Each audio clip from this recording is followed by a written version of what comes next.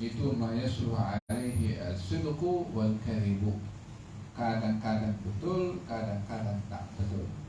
Jadi kalau dengar berita, letakkan kedudukan khabar itu mungkin betul, mungkin tak betul. Dengan begitu orang yang menerima khabar tak terus menerima bulat-bulat, karena dia tahu definisi khabar itu mungkin betul, mungkin tak betul. Kenapa dia mengambil yang betul tinggalkan yang tak betul, atau dia mengambil yang tak betul sementara ini ada kemungkinan betul.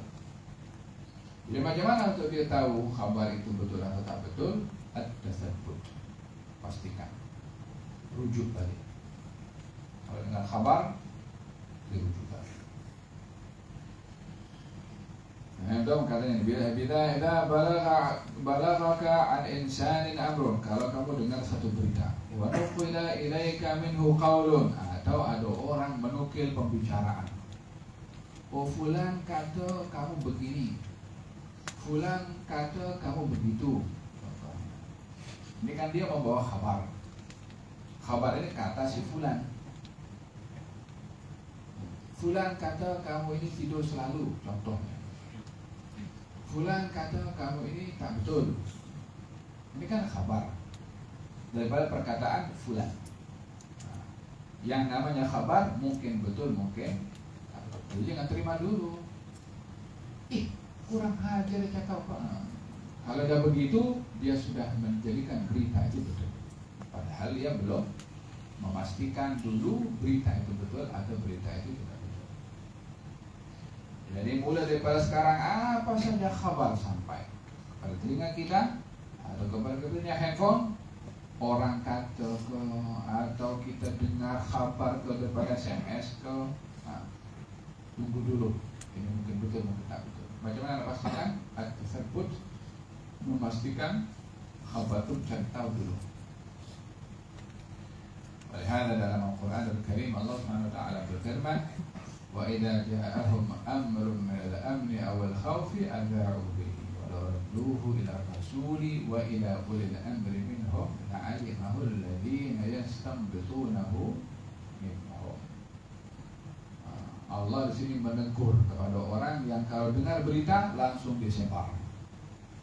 Kalau mereka mendengar berita tentang kemenangan, tentang keamanan atau peperangan, minal khawfi, minal amni awil khawf, datang kabar, kita negara kita aman, kabar.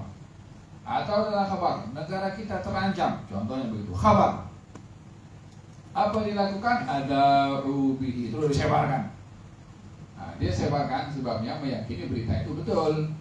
Padahal yang namanya berita tidak semestinya betul. Maka diperbetulkan oleh Allah, walau radduhu ila rasul wa ila ulil amri minhum la'alimahu alladhina yastanbitunahu minhum. Kalau kabar yang kamu dengar tadi tentang aman atau takut dikembalikan kepada rasul, rasul yang mendapat wahyu, atau orang yang ahli di dalam beristinbat, mengambil kabar maklumat dengan bukti, rujuk kepada mereka, baru mereka akan memberitahukan kepada kita kabar yang betul. Ada masalah melibatkan tentang kesehatan, siapa yang bercakap? Bukan sembarang orang bercakap tentang kabar kesehatan. Nah, sekarang itu hari kecoh pasal apa? Pasal virus. Oh, semua orang bercakap. Oh, tak tahu soalnya. Dokter cakap, ulama cakap, orang tepi jalan pun cakap, lepak-lepak pun juga cakap. Seakan-akan semuanya ahli dalam corona. Jadi, walau radduhu ila rasul wa ila ulil amri. Ulil amri di sini merujuk orang yang pakar. Bila isu mengenai kesehatan, biar dokter bercakap. Bila isu melalui agama, jangan dokter bercakap, bagi ulama bercakap. Ini masing-masing ada orangnya. Jangan ulama pula cakap pasal virus kalau bukan bidangnya. Jangan pula dokter cakap pasal hukum hakam kalau bukan bidangnya.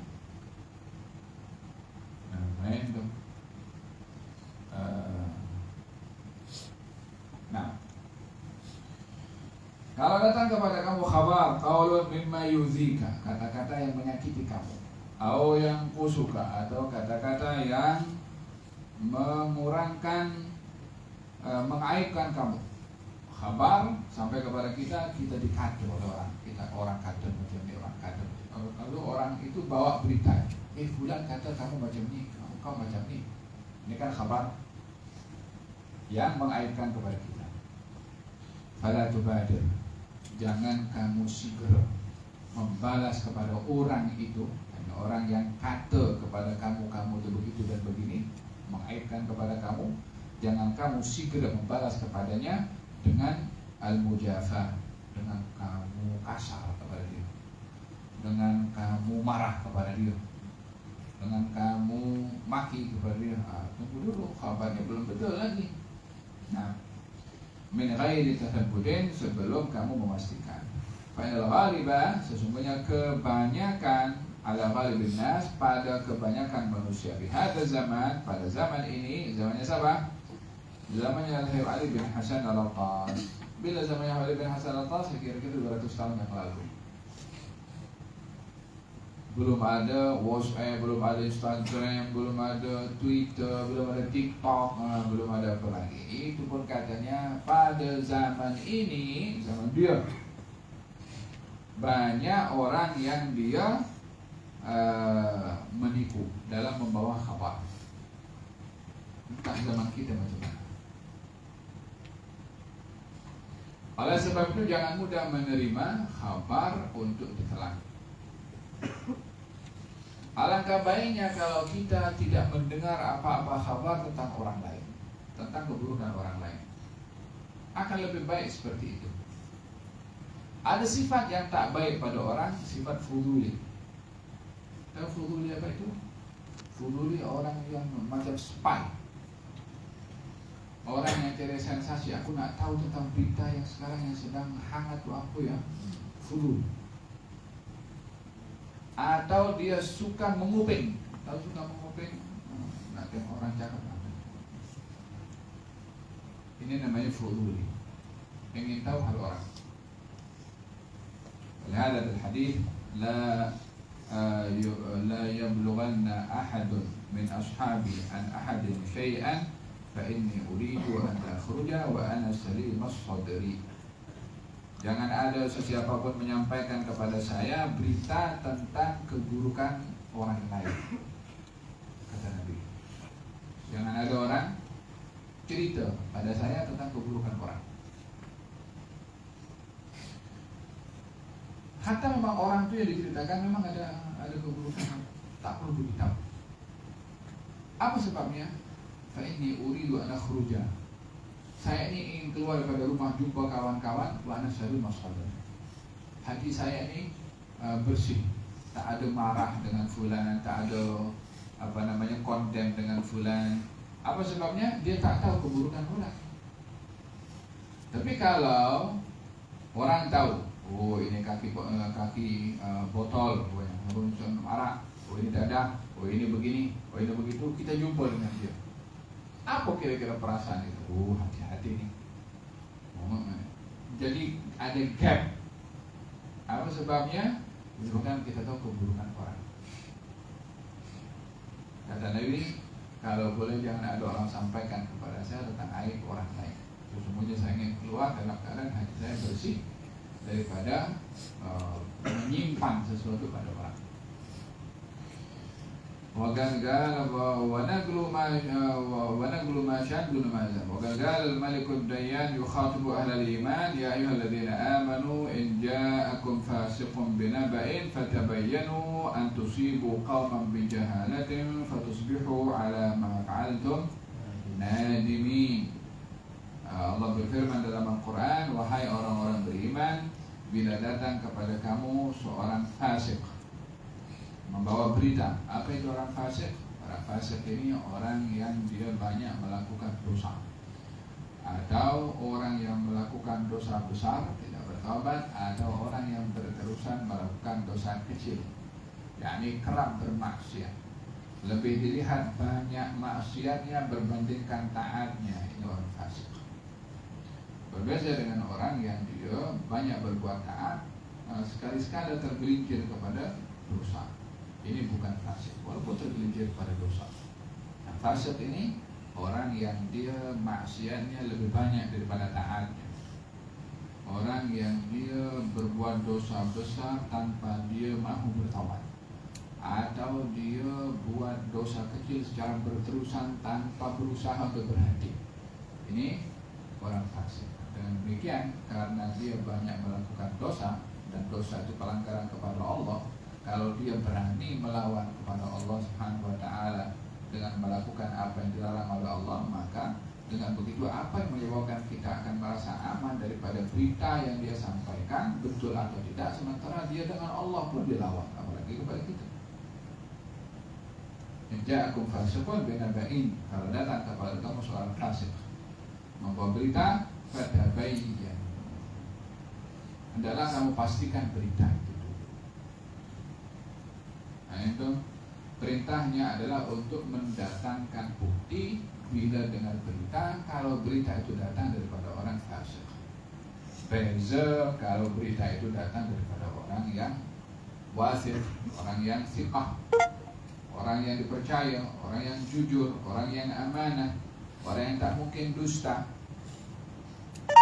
Tapi I didn't understand that. Melalui handphone, mana kita boleh tahu WhatsApp tersebar di grup, mana kita boleh tahu sumbernya daripada mana? Kos kita akan pastikan terlebih dahulu berita itu betul atau tidak. Melainkan kalau yang datang kabar itu orang yang thiqah, orang yang dipercaya, orang yang saleh, orang yang dia mu'taman, orang yang dia iltizam dalam perintah dan larangannya Allah Subhanahu wa Ta'ala, maka berita orang seperti ini adalah berita yang benar dan boleh diambil walaupun tanpa tersebut. Oleh sebab itu dalam hukum fiqh, kalau ada orang melihat anak bulan dan orang itu orang yang fiqh, maka kesaksian orang itu boleh menjadi saksi, khabar orang itu boleh menjadi dalil bukti kepada semua orang satu negara. Satu orang tengok anak bulan, beritahu kepada pihak yang berwajib, saya nampak anak bulan. Siapa orangnya? Oh, orangnya begini. Oh, dengan syarat-syarat memenuhi syarat. Oke, diambil dia punya kesaksian, walaupun pihak yang berwajib itu tidak tengok, yang tengok orang lain, tapi dia dipercaya dan memang dia orang yang thiqah, maka dalam hal ini dijadikan sebagai satu dalil, semua orang kena ikut. Apa sebabnya? Dia thiqah, dia bukan fasik. Ja'akum fasiqun binaba'in fatabayyanu an tusibu qauman bijahalatin fatusbihu ala ma fa'altum nadimin. Kalau kamu tidak bertabayyun, kalau kamu tidak mengambil bukti untuk memastikan khabar itu betul atau tidak, khawatir berlaku musibah kepada satu kaum dalam keadaan kamu jahil dan tidak tahu, sehingga kamu akan menyesal ke atas apa yang kamu perbuat disebabkan kejahilan kamu daripada memastikan khabar itu betul atau tidak. Dahulu di zaman Nabi SAW ada seorang diberi tugas oleh Nabi. Apa tugasnya? Pungut zakat. Pungut di satu negeri. Negeri itu keduanya pernah datang ke tempatnya Nabi dan dulu agama Islam dan beritahu satu kampung masuk Islam. Kata Nabi, wajib kepada kamu sholat 5 waktu dan setiap tahun wajib mengeluarkan zakat. Dan kalau aku akan hantar seorang untuk mengambil zakat daripada kamu. Mereka pun setuju. Berlalu 1 tahun, Nabi hantarkan seorang. Mereka pun sudah standby untuk kasih zakat, diserahkan ke amil yang dilantik oleh Nabi. Di perjalanan, orang ini takut nak sambung perjalanan, takut tak selamat, takut terancam. Maka dia patah balik pergi ke Madinah. Kata, ya Rasulullah, orang kampung tu yang kita nak ambil zakat daripada mereka tu, dia telah menyusun kekuatan nak bunuh pada aku. Berita diberitahukan kepada Nabi, walaupun berita itu tidak betul. Marah Nabi, dia belum diberitahu oleh Allah Subhanahu wa Ta'ala. Ini kejadian supaya kita belajar bagaimana berlaku kepada Nabi dan bagaimana Allah memberitahu kepada Nabi supaya kita tak tergelincir, tak berlaku satu masalah besar. Maka Nabi ketika mendapat kabar itu tak betul dan Nabi belum diberitahu, Nabi mengambil tindakan untuk menghukum kepada negeri yang sudah berikrar untuk masuk Islam, untuk salat dan untuk zakat, tapi ternyata dia ingin membunuh utusan yang dihantar oleh Nabi. Maka Nabi marah. Nabi hantarkan satu kelompok grup untuk dihantar pergi ke negeri itu, ke kampung itu, yang kononnya dituduh melakukan satu kejahatan. Dihantarkan tentara oleh Nabi. Orang di negeri itu, di kampung itu, tengah tunggu mana orang yang dihantar oleh Nabi untuk ambil zakat. Kita dah ready zakat dah. Nah, tengok, bayangkan, di sini orang tengah ready nak kasih zakat, di sini tentara datang untuk memerangi. Apa penyebabnya? Khabar tak betul. Di perjalanan terus nampak ini orang dari negeri itu pergi ke Madinah untuk tanya kepada Nabi, ya Rasulullah, mana orang kau nak utus itu untuk ambil zakat kami? Ini tentara datang untuk menghukum kepada mereka. Katanya, kamu nak pergi mana? Dia kata kepada tentara-tentara. Katanya, nak pergi kampung-kampung. Ada apa? Kami nak menghukum kepada kamu. Atas dasar apa? Katanya, kamu ingin membunuh kepada utusannya, diutus oleh Rasulullah. Kata mereka, kita tak jumpa pun dengan dia. Barulah jumpa dengan Nabi SAW, diberitahu kami tak jumpa, dipanggil orang yang tipu itu. Baru dia mengaku, ya betul. Barulah firman Allah, ya ayyuhalladzina amanu in ja'akum fasiqun binaba'in. Kalau tidak ada, waktu itu tidak diturunkan oleh Allah wahyu mengingatkan kepada kepada apa yang berlaku kepada waktu itu, kan mungkin berlaku peperangan. Apa sebabnya? Berita palsu. Dan biasanya untuk menyebabkan pergaduhan adalah daripada berita palsu. Mungkin beritanya 3 kalimat, jadi 30 kalimat. Nah, yang lainnya itu imbuhan. Macam syaitan dulu kalau curi maklumat daripada langit, perbualan antara malaikat, dia ambil satu berita, dia 99 dia tipu. Dia dapat satu berita, dia bawa 100 berita. Beritahu kepada bohong-bohong itu. Dia dengar satu berita, yang disampaikan 100 berita. Jadi yang satu betul, yang 99 tipu. Dan demikian kita belajar dan nasihat ini, bila dengar berita, tengok siapa yang buat berita dan pastikan berita. Semoga Allah SWT senantiasa menjadikan kita senantiasa berhati-hati dalam menerima apa saja kabar, dan mudah-mudahan Allah SWT lindungi kita daripada mengetahui aib orang, dan moga-moga Allah tutup aib kita untuk tidak diketahui oleh orang lain. Amin Allahumma amin. Sallallahu alaihi wasallam. Alhamdulillah rabbil alamin.